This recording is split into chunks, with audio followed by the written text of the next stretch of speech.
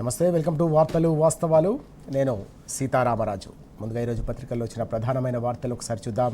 ముందు నమస్తే తెలంగాణ. లోక్సభ సీట్లు 816 అంటూ ప్రధానమైన వార్త మనకు కనిపిస్తూ ఉంది. 50% ఫార్ములా ఆధారంగానే నియోజకవర్గాల పునర్విభజన, లోక్సభ ముందుకు మహిళా కోట, అలాగే డీలిమిటేషన్ బిల్లులు అంటూ ప్రధానమైన వార్త మనం చూస్తూ ఉన్నాం. దేశవ్యాప్తంగా కూడా లోక్సభ స్థానాలు 816కు పెరగబోతున్న అంశం ప్రధానంగా మనకు కనిపిస్తోంది. తెలంగాణలో 17 ఎంపీ స్థానాలు ప్రస్తుతం ఉంటే వాటిని 26కు పెంచబోతున్నారు. ఆంధ్రప్రదేశ్లో 25 నుంచి 38కి పెరగబోతున్నాయి. కర్ణాటక 28 నుంచి 42, తమిళనాడు 39 నుంచి 59, కేరళ 20 నుంచి 30 పెరగబోతున్న అంశం ప్రధానంగా కనిపిస్తూ ఉంది. తెలంగాణకు సంబంధించి ప్రధానంగా మనం చూస్తున్నాం. 17 నుంచి 26కు చేరనున్న తెలంగాణ లోక్సభ స్థానాలు 33% రిజర్వేషన్లతో మహిళలకు దక్కే సీట్లు 272. పార్లమెంట్లో వివరాలను వెల్లడించిన కేంద్ర ప్రభుత్వం అంటూ ఈ వార్త. పునర్విభజనతో ఏ రాష్ట్రం కూడా నష్టపోదని ఈ సందర్భంగా ప్రధాని వ్యాఖ్యానించారు. ఉత్తరాది దక్షిణాది భేద భావమేది తమకు లేదని ప్రకటించారు. లోక్సభలో దక్షిణాది ప్రాతినిధ్యం పెరుగుతుందని అమిత్ షా వెల్లడించారు. బిల్లు ఆమోదం పొందితే దేశంలో ప్రజాస్వామ్యం అంతం, మహిళా కోటాను పునర్విభజనతో లింకుపై విపక్షం ఫైర్ అంటూ ఈ వార్త కనిపిస్తోంది. నేడు సాయంత్రం 4 గంటలకు బిల్లుపై లోక్సభలో ఓటింగ్ జరగబోతున్న నేపథ్యంలో ప్రతి ఒక్కరి దృష్టి కూడా పార్లమెంటు సమావేశాలపైనే కేంద్రీకరించి ఉన్న పరిస్థితిని మనం చూస్తూ ఉన్నాం. ఇక మరో కీలకమైన వార్త కూడా మనకు కనిపిస్తూ ఉంది. పార్లమెంటు సాక్షిగా రేవంత్ నవ్వుల పాలు అంటూ వార్త. డీలిమిటేషన్పై ముఖ్యమంత్రి హైబ్రిడ్ ప్రతిపాదన బ్యాక్ ఫైర్. జీఎస్డీపీతో ముడిపెట్టడంపై లోక్సభలో బీజేపీ మండిపాటు. ప్రపంచంలోనే అత్యంత తెలివితక్క ప్రతిపాదనగా అభివర్ణన.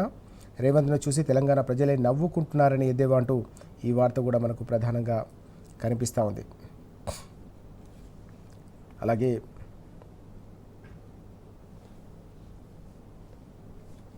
మరిన్ని కీలక వార్తలు కూడా మనం చూస్తూ ఉన్నాం.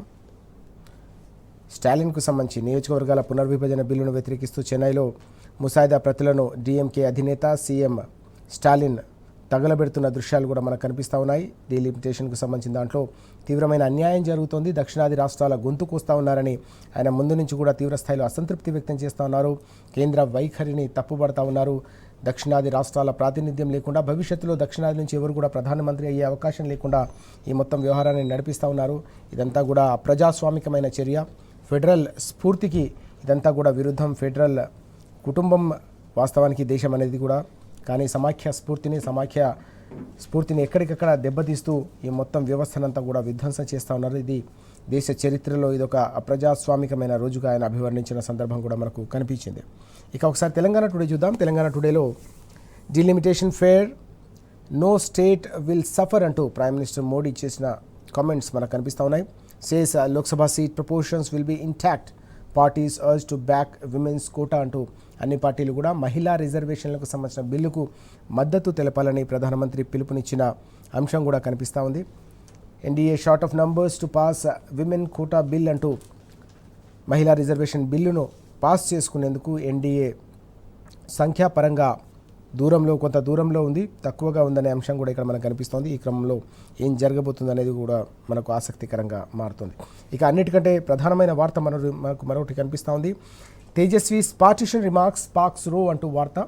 BRS demands apology, questions silence of Telangana MPs during debate in Lok Sabha అంటూ ఈ వార్త మనం చూస్తూ ఉన్నాం. From PM to MP Tejasvi Surya, the BJP consistently took an anti-Telangana stand. Such remarks would not be forgotten by the people of Telangana అంటూ KT Ramarao BRS working president అంటూ నిన్న కేటీఆర్ గారు తీవ్ర స్థాయిలో ధ్వజమెత్తిన అంశం కనిపిస్తూ ఉంది. తెలంగాణ విభజనను, రాష్ట్ర విభజనను భారత్ పాకిస్తాన్కు సంబంధించిన విభజనతో పోల్చి చూడడం అనేది అత్యంత దారుణం. ఇది తెలంగాణ ప్రజల ఆత్మగౌరవాన్ని దెబ్బతీయడం, 6 దశాబ్దాల ఆకాంక్ష, 14 ఏళ్ల పోరాటాన్ని ఇదంతా కూడా అవమానపరచడమే అని చెప్పేసి నిన్న కేటీఆర్ గారు తీవ్రస్థాయిలో మండిపడ్డారు. బీజేపీ ముందు నుంచి కూడా తెలంగాణ విషయంలో అడుగడుగునా కూడా ఒక వ్యతిరేక భావాన్ని వ్యక్తం చేస్తోందనే అంశాన్ని ఆయన ఈ సందర్భంగా స్పష్టం చేశారు. ఆ వార్త ఈరోజు అన్ని పత్రికల్లో కూడా ప్రధానంగా మనకు కనిపిస్తూ ఉంది. Women's quota in 2029 polls Amit Shah అంటూ వార్త. వచ్చే 2029 పార్లమెంట్ ఎన్నికల్లో విమెన్స్ కోటాను అమలు చేస్తామనే అంశానికి సంబంధించిన వార్త మనకు ప్రధానంగా ఇక్కడ కనిపిస్తూ ఉంది. ఇవి ఈరోజు మనకు పత్రికల్లో ప్రధానంగా కనిపిస్తున్న వార్తలు.